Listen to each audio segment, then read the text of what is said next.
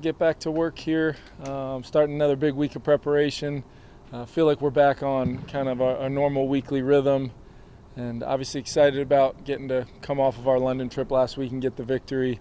Thought our guys had a bunch of energy and flew around, and obviously were propelled last week by our home crowd. So now we got to figure out the best possible game plans to go play a really good football team on the road and get our guys prepared for not only a really good team, but playing in a different environment with, maybe a little weather, humidity, all those things. So we'll have our guys prepared. Tyler and his staff are doing a great job getting them already on the right track, and hopefully we'll have a healthy football team going down there to play a good football team. So with that, I'll open it up to you guys. What, Kevin, are the challenges they've said Skylar Thompson, third string quarterback, is going to start.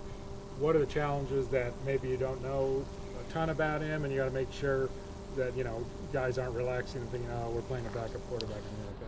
Yeah, I think for me, looking at their offense and knowing, who's calling plays for them and the type of offense that Mike can run and the problems that it presents, skill players, two great receivers, they've got good tight ends, they've got a running back who I've always had a lot of respect for, dating back to our time together in the NFC West and Mostert, and then they've got, dynamic backs that can affect the pass game as well. I just look at this team as, regardless of who's playing quarterback, you got to play with a great plan to try to limit the explosive plays while also being great against the run, because they're going to have a great scheme to be able to take advantage of your alignments, and we got to fly around. We got to play good assignment football. Guys really working together in both the run and pass game. No matter who's playing quarterback, I think we got to have a great week of prep because it's going to be a real challenge for our defense.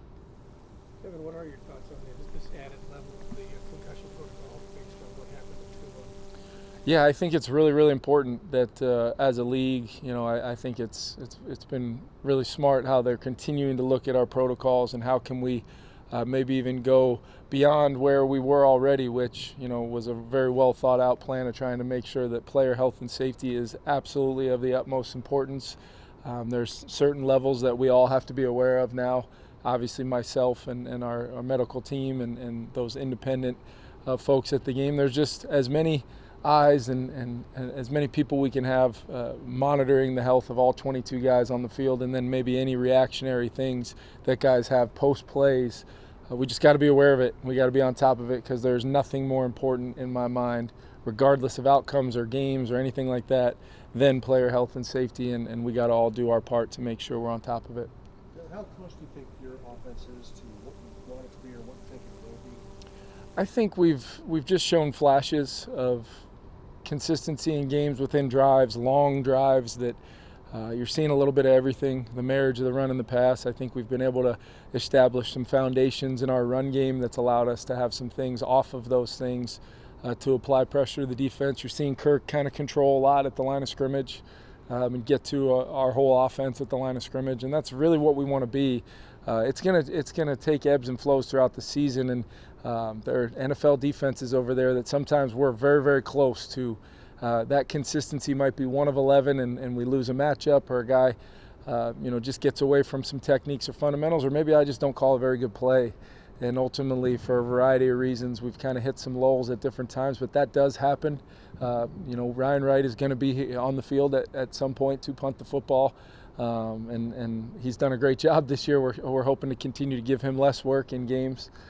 But I think we're on our way, and it's just an evolving process of our guys' comfort level with what we're asking them to do, and then I think a lot falls on me to just continue to put our guys in good situations. Kevin, you've been that backup quarterback. Come back to you. So it's been like a pressed into duty.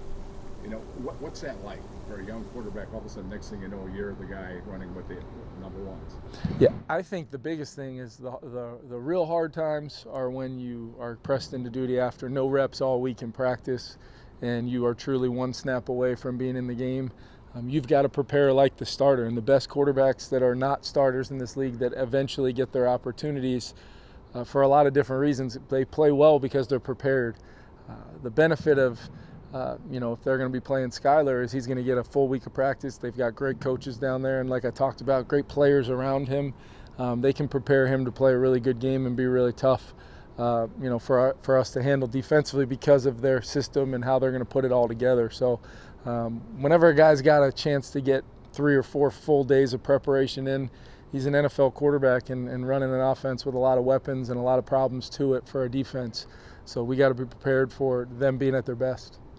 Have you talked about wanting to get into your premier plays as opposed to maybe just a good look? What does that mean? It varies. Really, it varies from whether you're talking about run schemes, pass schemes, what kind of coverage are you getting? Are you getting man or zone or single high, split safety, run looks? You really, in the run game, a lot of times it comes down to just getting the looks you want to have the best angles, the best combinations of our guys working together inside to get some removal on that front.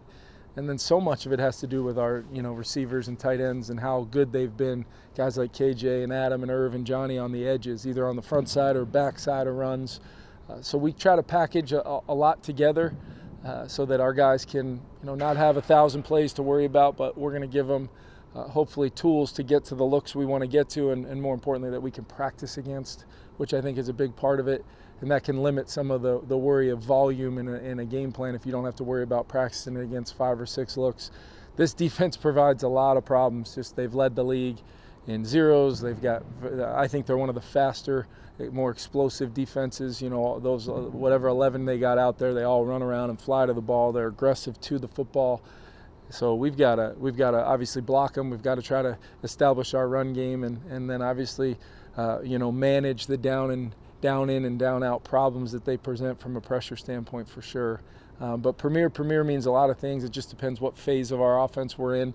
And then sometimes just understanding that the best possible outcome on the play might not be what we intended, but that's when the decision making, the discipline of all the 5 eligibles in the pass game and all 11 in the run game comes to life. Hey, Kevin, we've heard Will Schools talk about how having Irv in there or Johnny in there can help draw a certain look from the defense. How do their complementing skill sets going to help you guys on offense? I think the best part about those 2 guys right now is, I do view them pretty interchangeable.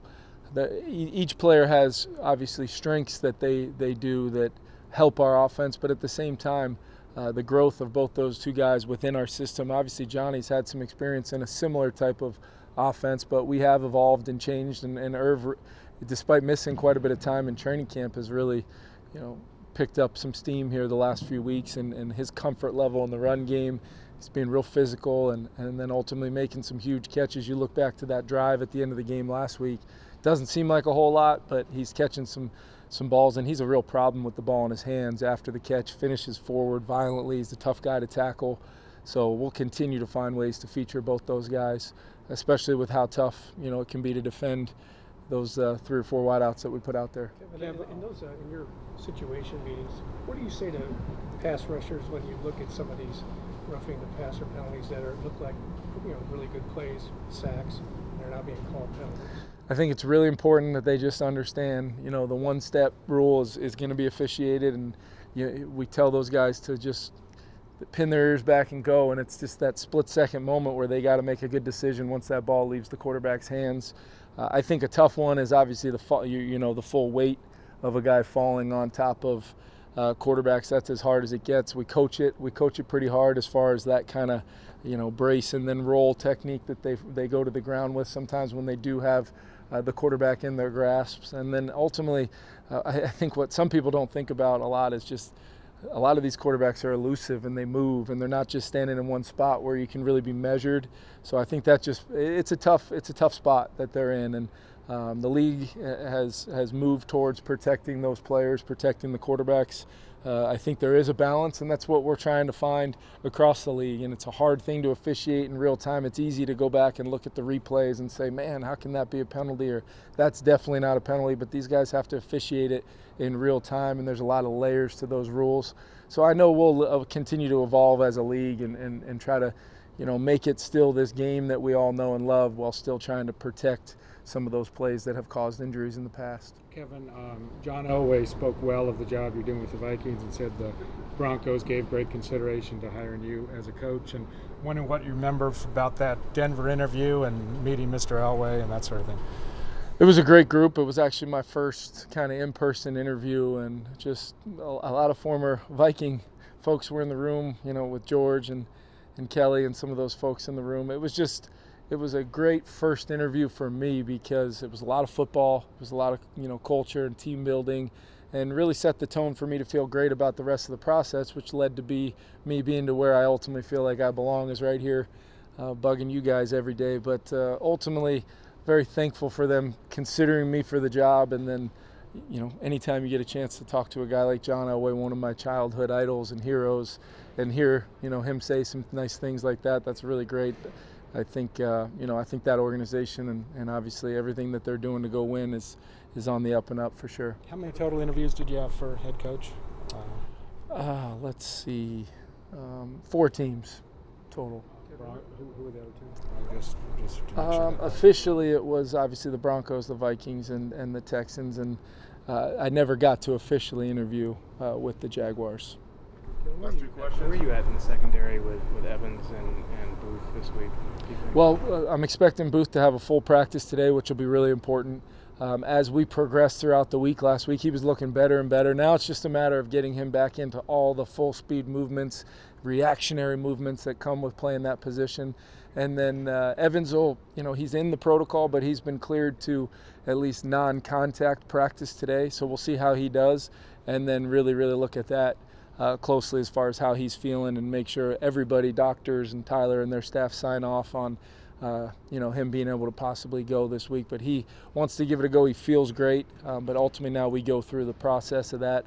Both those young guys will continue every time we step out on the grass for practice, for a walkthrough, and obviously those game day experiences are just huge for their development, and just want to continue to see those guys push to get on the field defensively. But when they get ops on special teams, I think that's been the real bright spots, is those younger players making some of those plays, like Brian. I showed a couple clips of Brian today, Asamoah, on different phases of special teams, dominating that play, dominating his matchups, and eventually that will lead over to those guys, helping us in the other phases. He also got on the field defensively against Chicago. Is that something you look at over time, or is that just a matchup kind of thing?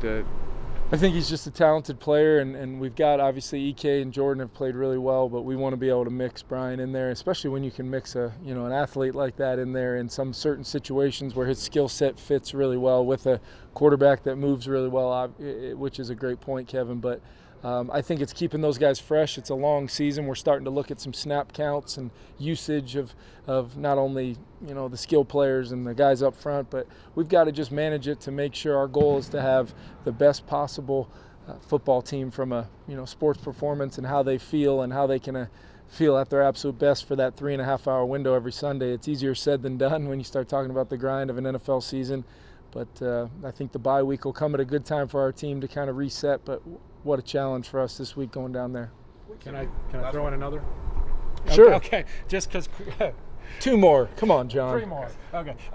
Now, Kirk Cousins said today that he's probably maybe a better runner than he actually does run, and he thinks he could, possibly down the road he wants to scare opposing defensive coordinators and, being a, quote, running threat. Maybe you could comment on that. I think just we talk a lot about stealing a first down or 2 in a game, and I thought none bigger than that, 3rd and, whatever it was there. They played kind of a man underneath coverage with 2 safeties. Obviously with our skill players we have, there's different coverage variations where they're trying to spin the dial on non-traditional kind of man coverages to make sure they account for our guys, but they don't account for the quarterback in a lot of ways. If they're going to rush 4 and still play man coverage with 2 safeties in any variety, there's nobody accounting for the quarterback. So I do think, scare might be a strong word, but I do think that that ability to steal a first down here or there and keep drives alive with his legs, and he's instinctive and understands how to avoid tough hits and can protect himself. He'll continue to do those things, and I think it goes right along with how good he is in the keeper game and the movement game when he can get out on the edge and we can allow him to attack with the ball up. What have you learned about Dalvin Cook that maybe you didn't know from afar, just being around him every day? I think first and foremost, I've said it before, his leadership, the standard he sets for our entire football team, how he works, regardless of if it's a Wednesday practice, week 6, or if it's a training camp, 4th practice in a row. I think he's going to always set the standard for our team. He's going to set the standard for a lot of young guys to say, if that guy can practice like that with all he's done in this league, then I better strap it up. I better make sure I'm having really good practices. He's dialed in the meeting room. But ultimately, you can feel his explosiveness on game day. Continue to try to get him involved in the pass game when we can, no matter who's throwing him the ball, and we'll continue to find him space to run on the edges to go with being a really good downhill runner too, and that's where I think Alex complements him so well with similar skill sets, where those guys can play off of one another. Everybody good? Chris? 3 more for Chris. That'll work. Okay, maybe you didn't say scare. That was over